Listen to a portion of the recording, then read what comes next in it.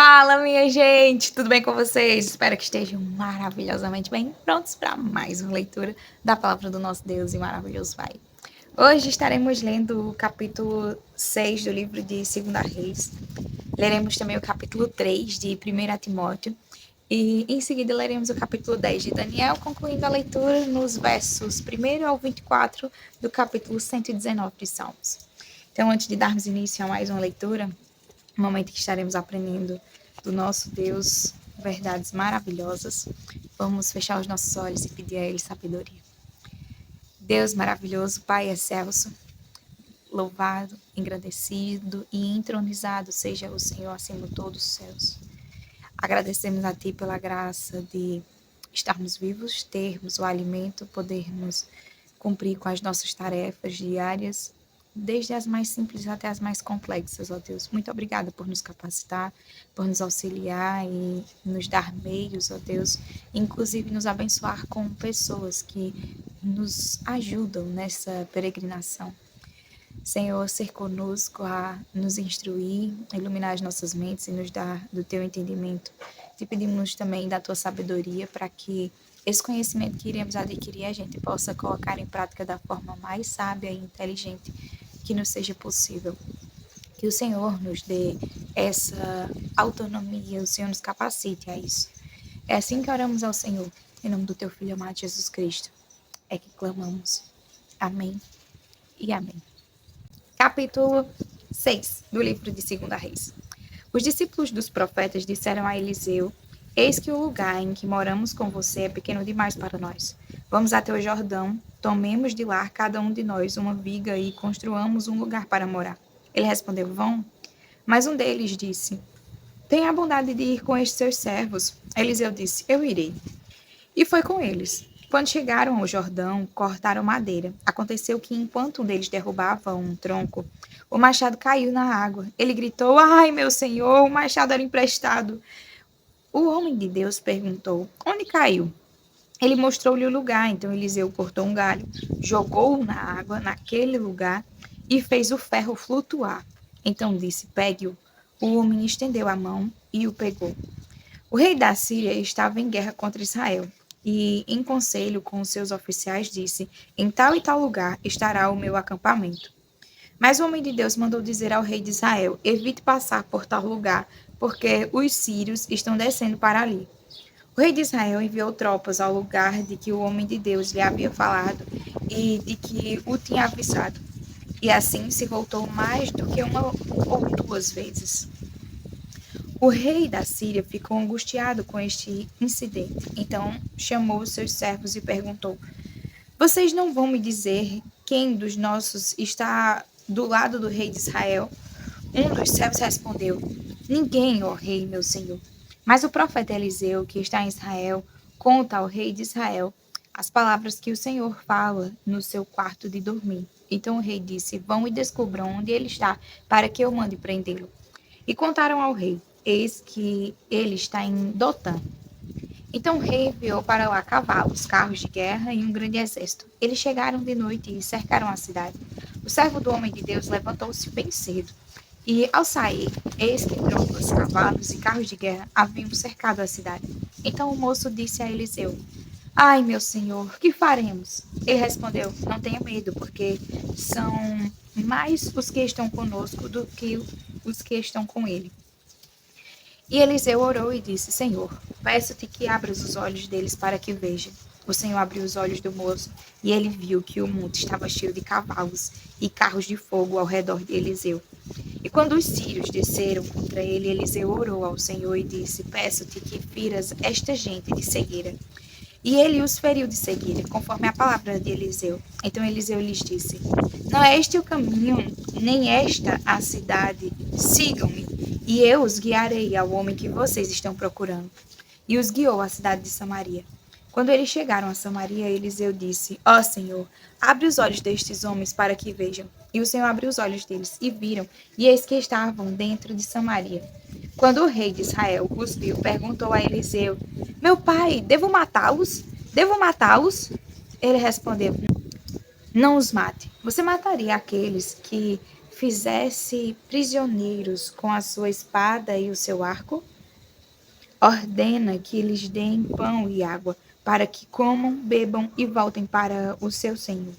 Então o rei ofereceu-lhes um grande banquete, comeram e beberam. Ele os despediu e eles voltaram para o seu senhor. E da parte da Síria não houve mais investidas na terra de Israel.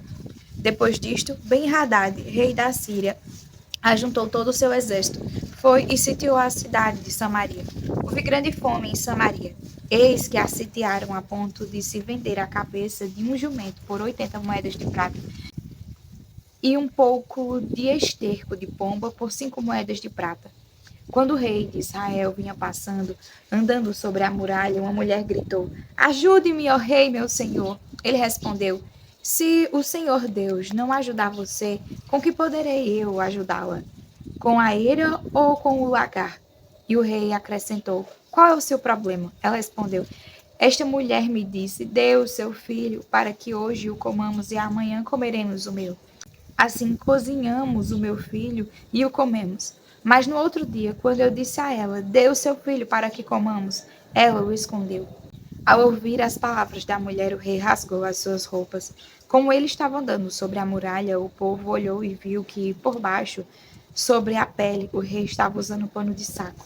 Então o rei disse: Que Deus me castigue se até o final do dia Eliseu, filho de Zafate, ainda estiver com a cabeça sobre os ombros. Eliseu estava sentado em sua casa, juntamente com os anciãos. O rei enviou um homem à sua frente, mas antes que o mensageiro chegasse, Eliseu disse aos anciãos: Vocês estão vendo como aquele filho de um assassino mandou alguém para cortar a minha cabeça? Quando o mensageiro vier, fechem a porta e empurrem-no com ela. Não é fato que logo depois dele se ouvirá o barulho dos passos do seu senhor? Enquanto Eliseu ainda falava com eles, chegou o rei, que lhe disse: Eis que este mal vem do Senhor Deus. Que mais poderia eu esperar do Senhor? Capítulo 3 do livro de 1 Timóteo. Fiel é a palavra. Se alguém deseja o episcopado, excelente obra almeja. É necessário, pois, que o bispo seja irrepreensível, esposo de uma só mulher, moderado, sensato, modesto, hospitaleiro, apto para ensinar, não dado ao vinho, nem violento, porém cordial, inimigo de conflitos, não avarento. E que governe bem a própria casa, criando os filhos sob disciplina, com todo o respeito. Pois se alguém não sabe governar a própria casa, como cuidará da igreja de Deus?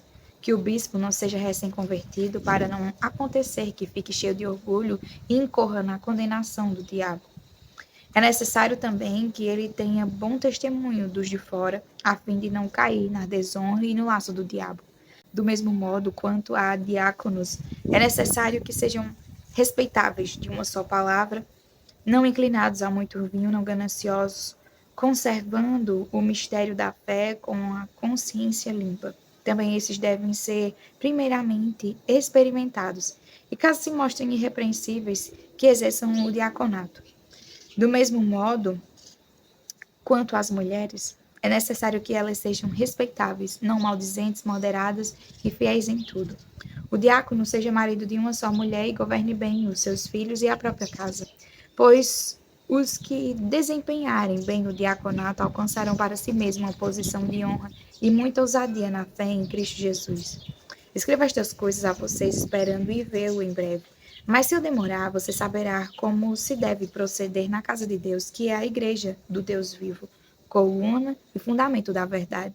Sem dúvida, grande é o mistério da piedade. Aquele que foi manifestado na carne foi justificado em espírito, visto pelos anjos, pregado entre os gentios, crido no mundo, recebido na glória. Capítulo 10 do livro de Daniel. No terceiro ano de Ciro, rei da Pérsia, uma palavra foi revelada a Daniel, cujo nome é Beltesazar. A palavra era verdadeira e envolvia grande conflito. Ele entendeu a palavra e teve entendimento na visão. Naqueles dias, eu, Daniel, fiquei de luto por 3 semanas. Não comi nada que fosse saboroso, não provei carne nem vinho e não me ungi com óleo algum, até que passassem as 3 semanas. No dia 24 do primeiro mês, estando eu na margem do grande rio Tigre, levantei os olhos e vi um homem vestido de linho, com um cinto de ouro puro de ufaz na cintura. O seu corpo era como o berilo. O seu rosto parecia um relâmpago. Os seus olhos eram como tochas de fogo, os seus braços e os seus pés brilhavam como bronze polido. E a voz das suas palavras era como o barulho de uma multidão. Só eu, Daniel, tive aquela visão. Os homens que estavam comigo nada viram, mas ficaram com muito medo. Fugiram e se esconderam. Assim fiquei sozinho e contemplei esta grande visão, e não restou força em mim. O meu rosto mudou de cor e se desfigurou, e perdi as forças. Contudo, ouvi a voz das suas palavras, e ouvindo essa voz, caí sem sentidos com o rosto em terra. Eis que a mão de alguém tocou em mim e me ajudou a ficar de joelhos, apoiado nas palmas das mãos. Ele me disse: Daniel, homem muito amado, esteja atento às palavras que vou lhe dizer, fique em pé, porque fui enviado para falar com você. Enquanto ele falava comigo e eu me pus em pé, tremendo, então ele me disse: Não tenha medo, Daniel, porque as suas palavras foram ouvidas desde o primeiro dia em que você dispôs o coração a compreender e a se humilhar na presença do seu Deus. Foi por causa dessas suas palavras que eu vim. Mas o príncipe do reino da Pérsia me resistiu durante 21 dias. Porém, Miguel, um dos príncipes mais importantes, veio me ajudar e eu fiquei ali com os reis da Pérsia. Agora vim para fazer com que você entenda o que vai acontecer com o seu povo nos últimos dias, porque a visão se refere a dias ainda distantes. Enquanto ele me dizia essas palavras, dirigi o olhar para o chão e fiquei mudo. Então, um ser semelhante aos filhos dos homens me tocou nos lábios e passei a falar. Eu disse àquele que estava diante de mim, meu senhor, essa visão me causou muita dor e eu fiquei sem força alguma. Como pode este seu servo falar com o meu senhor?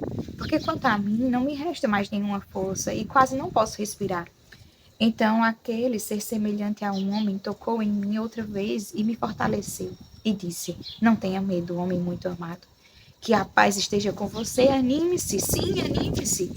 Enquanto ele falava comigo, fiquei fortalecido e disse: Fale agora, meu senhor, pois as suas palavras me fortaleceram. E ele disse: Você sabe por que eu vim? Agora voltarei a lutar contra o príncipe da Pérsia. Quando eu sair, eis que virá o príncipe da Grécia. Mas eu direi a você o que está expresso no livro da verdade. E na minha luta contra eles, não há ninguém que esteja ao meu lado a não ser Miguel, o príncipe de vocês. Capítulo 119, nos versos 1 a 24. Bem-aventurados os irrepreensíveis no seu caminho, que andam na lei do Senhor. Bem-aventurados os que guardam os seus testemunhos e buscam de todo o coração. Não praticam iniquidade e andam nos seus caminhos.